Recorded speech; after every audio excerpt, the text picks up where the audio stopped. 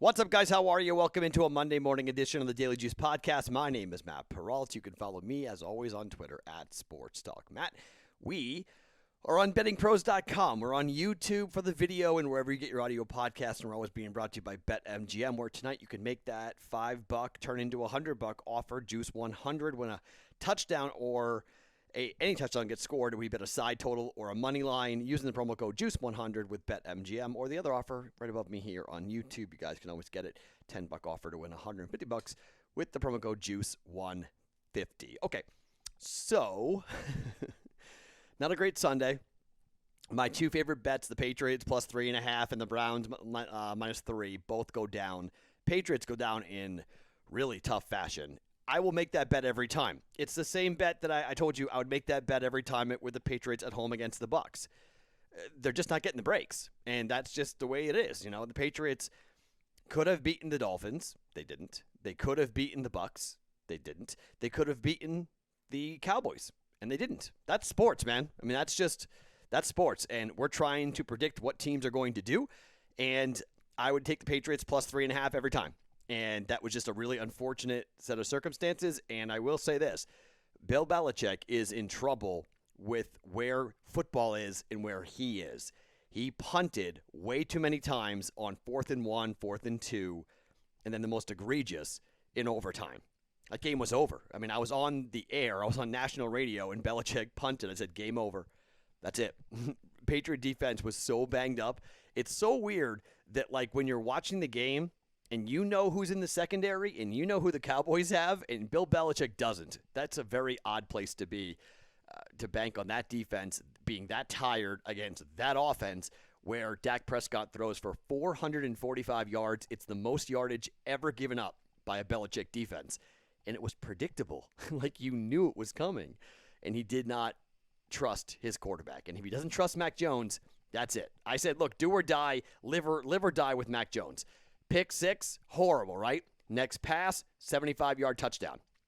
If Nelson Aguilar had a pair of hands instead of cinder blocks, maybe the Patriots win that game because he had a lot of room on that first down catch, and he dropped it.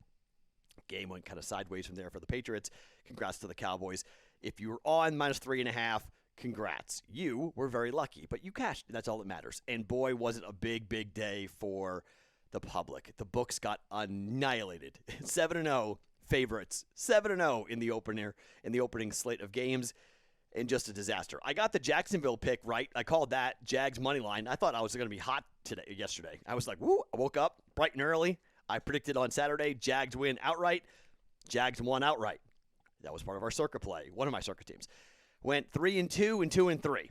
And the Jags were the difference between going 2-3 and 3-2. 3-2 personal, 2-3 with the Daily Juice team. Went 2-1 last week, so not a great little run here for us, but it's okay. We'll keep on firing and keep on playing, and hopefully things will turn around. So, prop bets were a disaster. I missed DK Metcalf by 2 yards, and I missed the Darren Waller had 60, and they corrected it. It was over 59.5. Darren Waller, they corrected it with a spot that they said it was a bad spot. They moved it back a yard, and he finished with 59 yards receiving instead of 60. So I missed on that prop. So I missed 2 props by 2.5 yards. Yay. That was the day. I got the Vikings right, but that took overtime. Almost didn't get that right. And then I got my personal teaser right with the Chiefs and the Packers, but the Wong teaser missed for the first time all year. Wong teaser falls to 5-1 on the season. So my personal teasers go to 2-2 or 2-3, I think it is. Yeah, 2-3, I think it is. No, 2-2 because I took 2 weeks off. 2-2 for my personal teaser, and 5-1 now on the Wong teaser. So first loss. So just everything was kind of nasty. So down 2.1 units for Sunday, which stinks, but that's kind of just where we are. Before I give you the picks today, my first NBA bet of 2021. Woo, baby. Here we go. We're going to get into that for opening night. And then I'm going to have an opportunity for I've got 2 bets, 1 baseball, 1 hockey, and 1 bet on Monday Night Football. But before I do anything, Just a quick update on the fundraiser for my sister-in-law's boyfriend for raising money for him with him having brain cancer and having a need for treatment that's going to be very expensive. We've hit almost $30,000. That's over the weekend. That's an incredible number. We're at like 29.5 raised in about 72 hours. Again, my biggest of thank yous to everyone who's donated $1, $2. Somebody, a couple of you guys donated like $500, which is incredible. I mean, just wow. Just absolutely wow. So we've been checking it. My wife is going to write, I think she said she's going to write every single person who donated a personal letter who put their name attached to it. So I was like, wow, that's a lot of work. There's 600 people who donated. She's like, I don't care. I'm doing it. So that's how moved my wife is by what you guys have done. So thank you for everyone who's helping Daryl. And he posted a really emotional, it's on my Twitter account. If you go at Sports Talk Matt, the link, the pinned tweet is the fundraiser, but I put his Facebook post underneath that. And it is a big thank you from Daryl for anyone who donated, who's helping him out during this very troubling and difficult time in his life. So, all right, let's start with Monday Night Football. All right, I'm not going to same game tease this. I'm not going to get involved. I'm just going to bet on what I think is going to happen. All right, the Buffalo Bills opened up at 3.5-point favorites, and everybody hammered this. Okay, I probably would have bet Buffalo at -3.5. But it went so quickly to 6, and it's pretty much stopped at 6. That's been the pushback resistance from the professionals at 6. The reason is this. Buffalo's run defense has looked pretty good this year, but if you go back and look at who Buffalo has faced, so Buffalo, here are the teams that the Buffalo Bills have faced so far in 2021. Pittsburgh Steelers, Miami Dolphins, Washington Football Team, Houston Texans, and the KC Chiefs. The running offenses, get this, Pittsburgh, 31st. Miami, 32nd. The Washington Football Team, 16th. And then the Chiefs are not bad. The Chiefs are 7th. But the Chiefs got down so early, they really weren't running the football. And the Houston Texans, who are 28th, okay? So the rush offenses in the NFL that the Buffalo Bills defense have faced so far this year, 32, 31, 28, 16, and 7. All right? So before you go, oh my gosh, Pittsburgh's rush defense is so good, okay? They're about to face the number 3 rush offense in the NFL in the Tennessee Titans at home, catching 6 points. It is Derrick Henry, all right, who is averaging around 150 yards per game, and I think this is a grinder game. This is a game a keep away, all right? I don't like that Titans defense more than anybody else, okay? I'm not going to deny that at all. Not a fan of the Titans defense. But I think when you look at the Titans and you look at the running attack, it's really this bet is coming down to Derrick Henry and Derrick Henry's ability to pick up first downs, to keep that Buffalo Bills offense on the sidelines. And look, I made this bet before, I made this bet yesterday when it came to what happens when some of these guys are rocket ships when it comes to their MVP, right? It was Kyler Murray and Josh Allen, right? That's the race. Kyler Murray shut me up. I faded Kyler Murray. I thought he'd come back down to earth. Did the opposite, right? He was unbelievable. Browns got crushed out of that gate, and really it was on Baker Mayfield. Baker was at home, and I thought, okay, here he goes. No. Same logic, maybe the same outcome. You want to fade this? Go right ahead, okay? But I'm taking the 6 points here. I'm taking the home dog. I love home dogs in prime time. I love getting 6 points. The Titans are a team I bet they're over on win totals this season at 9.5. I've been on this Titans team, so I'm going to stay with the Titans here for a little while and hope the Titans prove me right here by having an opportunity to run the football, play some defense well enough, don't get annihilated, and just play keep away. They're getting Julio Jones back, which is big, okay? That's important. They're supposed to get Bud Dupree back, which is going to be important. And look, I know the Bills on paper are a very good team. We don't play this on paper. They lost week 1 to the Pittsburgh Steelers. We've seen them lay eggs and be taken care of by physical teams. Need the Titans to play physical. Need the home team to be really good and to run the football. +6, Titans, 1 unit. Not playing around with anything else. Not teasing it, not playing the total. Just Titans +6. That's it. All right? Titans +6 at home. Lose the game by a field goal in overtime, like what happened tonight with Pittsburgh's win, not covering the 5 points. They were a home favorite at -5, and they didn't cover it. Both my circuit teams got that pick wrong. And I was like, man, they're up 14-0 in halftime. Great. And they fell on their face. So, 1 unit, Titans +6 to keep this game closer than 6 points. Okay? 1 unit on that. If it rises, you get a better number than that. That's awesome. 6.5, 7, all those numbers are all great. I have a feeling this number is going down. Just my gut tells me this number is going down. Okay, so let's talk about the Canucks and the Flyers. Here's a funny thing. I was not going to bet hockey. And then somebody jumped into my DMs and said, Matt, do you know the Kraken are going to play their 6th game in a row here on the road? You should fade the Philadelphia Flyers. You should take the Kraken. Sorry, you take Philadelphia to beat the Kraken here tonight because the Kraken are on the road. And I was like, it's kind of an interesting thought, right? Because the Kraken are 1-1-1. They played a game on the road. Their final regular season game was on the road. Then they came to Vegas, and they took on Vegas. And they're 1-1-1, and they're coming off their first ever win on the year. The Flyers have played 1 game. Flyers are 0-1. They lost to the Canucks in a shootout. They gave up 4 goals in the second period of that game. They scored 1 in the first period, 4 goals in the second period. And then Philly went 1-1-2.